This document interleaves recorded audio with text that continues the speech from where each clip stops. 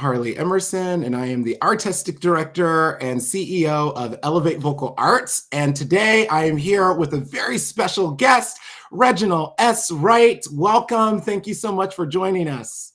So glad to be here. So for those who are joining us on the live stream or watching this as it's been reposted, today is our beginning of our series of conversations with composers and other special guests to give you a little bit of insight into our album entitled, Are You Looking for Me?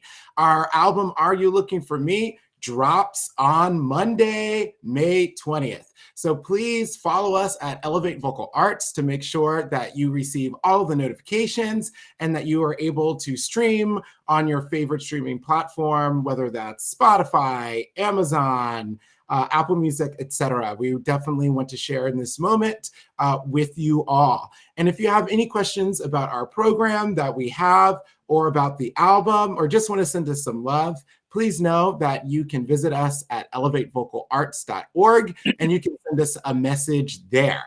Awesome. Well, now that we have all of that out of the way, welcome, Reggie. How are you doing today?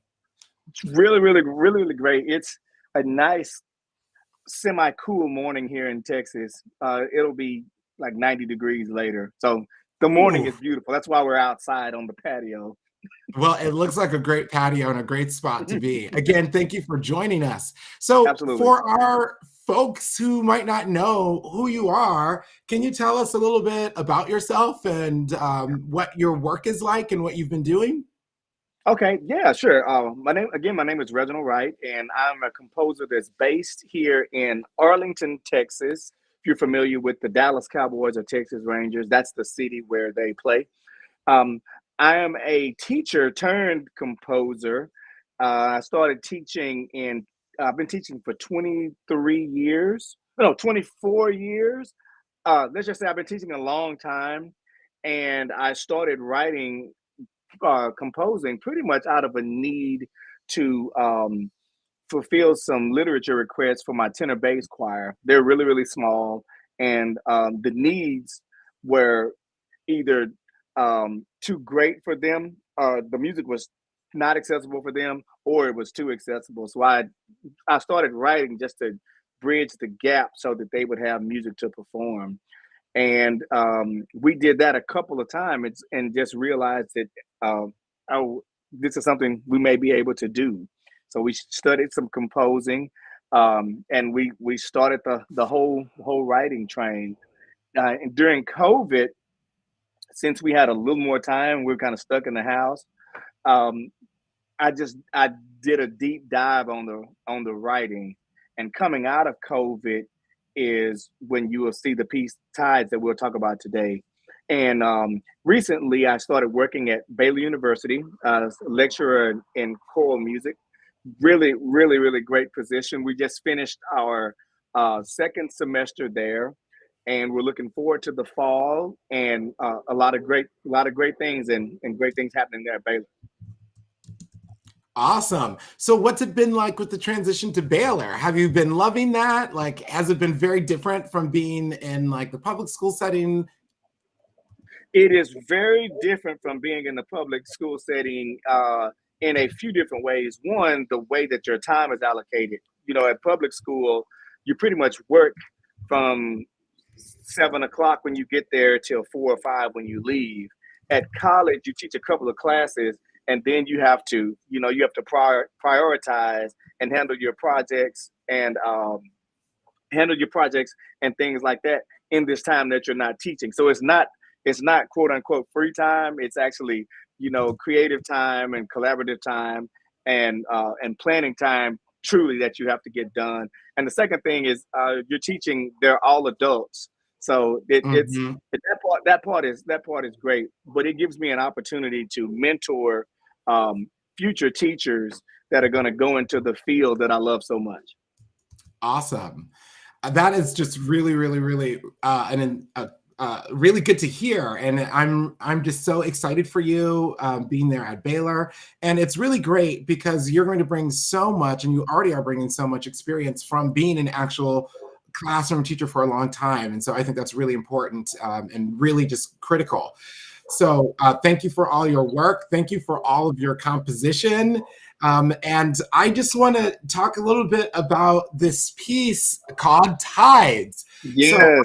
first learned about it, I kind of stumbled across it in a interesting way. So a few years ago, we launched Bent But Not Broken, the conference, and Tides was submitted as one of the compositions. So we were able to have this great call for scores. And the only requirement was that it had not had to be published yet. So you'd already written the piece, but it had not yet been published, and it's published by Graphite Publishing. If anyone is looking for this piece, we'll make sure you get the links to all those things as we're talking today. And I stumbled across it, and the panel stumbled across Tides, and everyone was just absolutely blown away. I remember sitting at the piano and just playing through, and just even that opening, which we'll listen to, was just so stunning, and the harmonic vocabulary. I was like, whoa, this. Thank you. And I knew a couple of your pieces before, and I had done a couple of your pieces with some of my students. I think I had done a two-part treble work that was during the holiday times. Yes. I'm forgetting the name of the piece. It was a medieval fa la la. That's what Oh, yes. Yes. And so I had been familiar with some of your work and had seen a couple of things on the website. And I was just like, whoa, I had no idea that this brother man was writing like this. I was so happy to see it. And for those who don't know, this piece was selected as one of the winners of that call for scores. And we were able to perform it at Bent But Not Broken 1.0. And so now a number of the singers, we've lived with this piece for probably, I don't know, I guess that would have been 2022 to now. So about 2 years we've been living with that piece. So it's brilliant. Tell us, what is this piece all about? Who's Kara Cullen? How did this collaboration come together? And why also is it scored for choir, piano, violin, and viola? Because you don't really see that often. So I'd love to just hear a little bit about your thoughts and your process as you begin. Sure. Okay, so if you remember from earlier, I was saying that I was writing pretty much for school choirs, and so like the medieval fa la la la, my Hosanna, like songs like that. You'll notice they're written, the form, the tessitura, all of that is kind of written for developing choirs, and so. My good friend at my alma mater, Stephen F. Austin here in Texas, Michael Murphy, said, "Hey, Reg, we want to write a piece." And so he didn't really go into what he wanted the piece to be about. All he said is that the people were paying for it, were writing it, for a fight for equality and racial justice, and that was all I needed to hear. And and in 2020, and it was for a college choir, and so that I was just blown away with happiness there, because for the first time I could really stretch out and do the things that I'm fully hearing in my head, and know that they would be able to be done and performed. And so I met Kara through a mutual friend that we had from Houston, and she just writes amazing poetry. And so she did a piece for us. It's in the Graphite catalog as well, called Forged. And Kara and I, we did a lot of collaboration during COVID to try to do some reconciliation between these warring factions. And so when this commission came, we had an opportunity to work together again. And so with that said, here's Tides. And so what I wanted to create with Tides was a really cool situation. When you hear the beginning, you hear this piano, it's just literally just hitting one note. And so what that symbolized in the music, what that symbolized were these were the happenings with the police and these unarmed black people, unarmed black men and whatever. And so every time the piano hits that note, that was an occurrence, because I mean, it just kept happening, and getting and getting captured and getting shown, and we're all living through the trauma that was. And so when you hear it, you'll know that each one of those is an occurrence. And so after that, the violin and viola, they come in. And so each instrument is a side arguing their point. And so, you have the one side that said, well, if they had just complied, then this wouldn't have happened. Then we have the other side that says, hey, this person wasn't armed. He shouldn't have been killed. He shouldn't have been shot. And you can hear them kind of going back and forth with each other. And so they're happening at the same time. The piano's still going. So the issue that's happening, which are people dying for whatever reason, is still happening, and we're arguing. Arguing while this is still happening. And so the piece finally goes into this new little theme that starts with hope is the tide that rises. And so you'll hear it interwoven through the rest of the song, hopefully till we can get to a place of justice and reconciliation. It's just so brilliant and so thoughtful. Like it's just so brilliant and so thoughtful. How did you connect? Like, how did you and Kara meet? Did you just reach out to Kara? Like, how did that collaboration come about? Okay, so we had a mutual friend, and we hang out a lot. And I was telling her, hey, I like public domain text, but it'd be really cool to write, texts of people that are living, and especially if it's good. She's like, oh yeah, I have a friend that she kind of writes. So she sent me that piece forged, and I was just knocked out of my seat. And so we did that, sent it in to Jocelyn and Tim at Graphite, and they just absolutely loved it. And then from there, when this tide situation came on, I texted my friend. Her name is Micah Bull. She lives in Houston. I texted Micah and said, hey, you think Kara would do this again? And so I told her what was going on with, what was happening and what it was for. And then she sent me that poem Tides, and it just blew me away. Her writing style is just, it's just so singable. It flows, it speaks, and it's musical. So you don't get a lot of those that have all of those elements in it. That's awesome. I was wondering kind of what the connection was. I had not been familiar with Kara Cullen's work. So for those who are not sure who that is, she wrote the texts and the poetry for Tides, which is absolutely stunning and absolutely beautiful. I'm actually going to do a little bit of reading from the text, and then we're going to take a listen to a little excerpt of the piece, and then we'll chat a little bit more. But every time we do this piece, I always read the text, because I think that the text is so just full of power. And so oftentimes I feel like you have a music that outpowers a text, or a text that outpowers music. And this one, to have these co-working equally powerful parts, is just really just astonishing. So this is the poetry from Kara Cullen, and this is entitled Tides, which is also the name of the piece. When we are tethered to fear, we cannot hope to abolish injustice. Courage gains ground only when we recognize it beneath our own feet. You can't test the parting of the sea without setting foot onto the sand. Faith in the potential is the only way to reclaim humanity. While caution and division shout above the waves, hope is the tide that rises again and again, persistent even in retreat, already planning to rush in once more. A chance to try again this time, more compassionate this time, more loving this time, more understanding this time.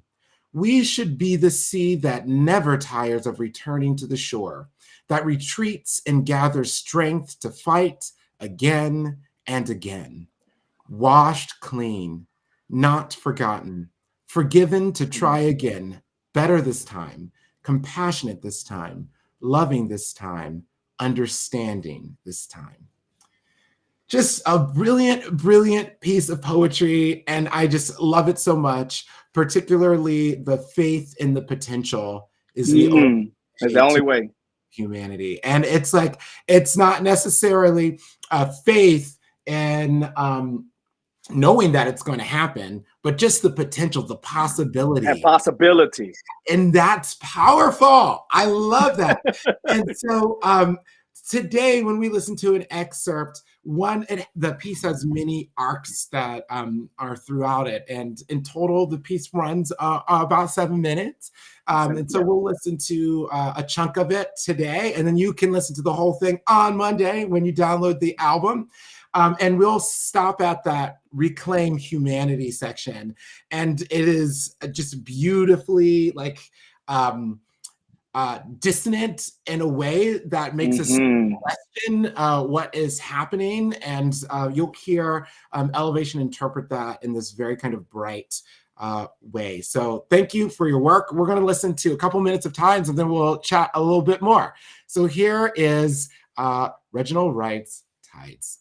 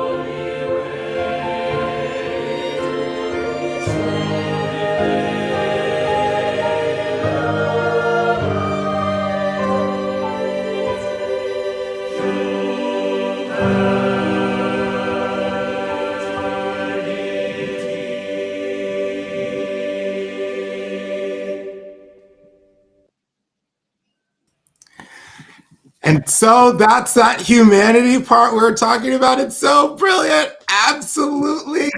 Absolutely love it. Absolutely. It's just, you can't test the parting of the sea when you just have that like unison part and the upper voices, and it just, it's so good. It's so good. It is so, so, so good. I don't even know how you thought about that. I guess it's just so brilliant. Yeah, it was in the moment. I think the emotions of that whole time really sitting on all of us pretty strong. And I just knew I needed to frame something that could keep the two string instruments talking. And so so we just went in, and it was great. It's just, what a great piece of music. Now, are you a pianist or string player yourself? I play piano. Mm-hmm. Awesome. Well, it's very pianistic. Anyone who, if you have a great accompanist and great players, like they're going to love it. It has a chamber music feel within a choir context. It's just really just a great, great, great, great, great, great piece. So thank you for your work. If people want to stay in contact with you, how can they do that? You can my Facebook or my Instagram. My Instagram is at Reg Wright, or you can just email me. It's Reginal Reginal at reginaldwright.com. Awesome.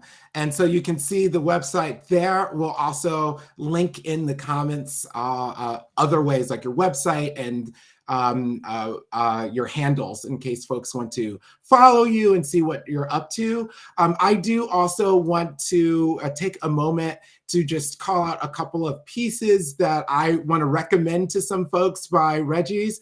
One is Until We Meet Again, which if you are looking for a great piece that is like a blessing piece, I absolutely love it. It's been one of my favorites to do recently. Invictus is really brilliant for tenor bass choirs. So if you have a TTB ensemble, I highly recommend that piece as well.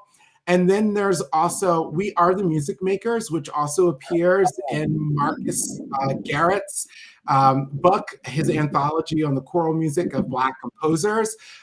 We Are the Music Makers is one of my favorite texts, the O'Shaughnessy text, and I love what he's done with it. It's a lyrical melody. We are, right? It's great. It's brilliant. Go out there, support this brilliant mind and brilliant composer. And you can also check out his work at Baylor as well. So if you follow them online, you can see all of their work as well. So the full recording of Tides, along with the rest of the album, is going to be released on Monday morning. We'll be going live on Monday morning as well, and you'll see us going live even before that with some other composers talking about the album. So please join us for this exciting celebration.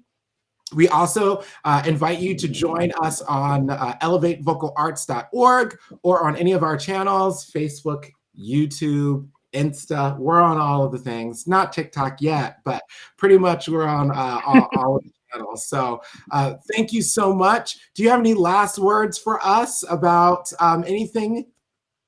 I just want to thank you all for doing the music. We're working on writing and just trying to get good music out with great text and trying to increase representation. So we appreciate you spreading the word and singing the music, and just thank you so much. Oh, thank you. Thank you for your work. And I love Tides so much, the kind of dialogue and discourse, particularly for an intentionally diverse choir like ours. It's been really important and a great way to have conversation and for us to come together, particularly as a new ensemble. So thank you, thank you, thank you for writing this beautiful piece. Thank you for your entire body of work. We look forward to doing more of your works in the future. And we'll have to talk about some commission projects in the future as well. Oh, yes. Yes, please. You are doing the thing, sir. You are doing the thing. Mm-hmm. Well, thank you all for joining us, and we will be checking in with folks over the next few days. And don't forget to mark